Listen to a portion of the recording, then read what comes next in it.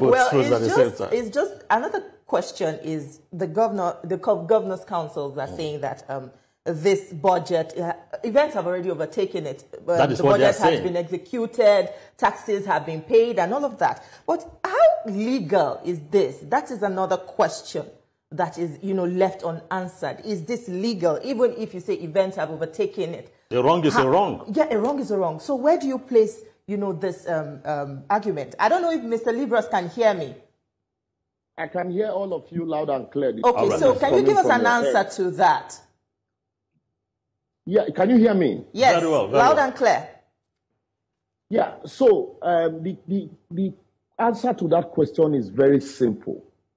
The court had ruled consistently that when you defect by virtue of section 109, subsection 1, paragraph G, that when you defect, being a person whose election to the House of Assembly was sponsored by a political party, he becomes a member of another party for the expiration of the period for which the House was elected, provided, that proviso we all know.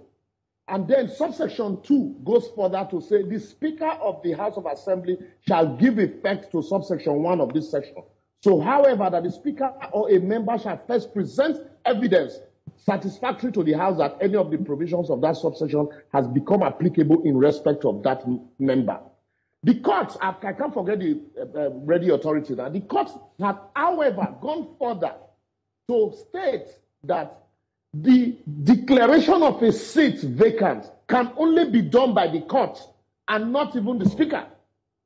So, in as far as the law is concerned, a member defecting ipso facto does not automatically means that you will declare that seat vacant. It takes the pronouncement of the court. That is why you have members at the National Assembly who have defected because somebody had not challenged that matter in court.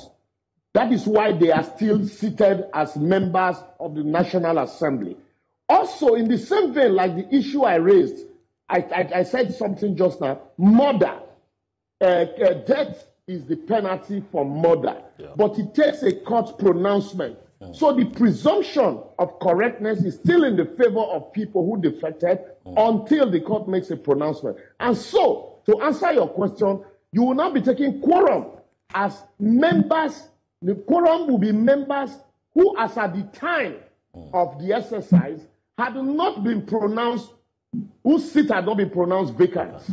So who takes responsibility? If a court has not pronounced the seat of a member vacant, you cannot declare the seat of that member vacant. So who now takes responsibility for the illegal passage of the 2024 budget?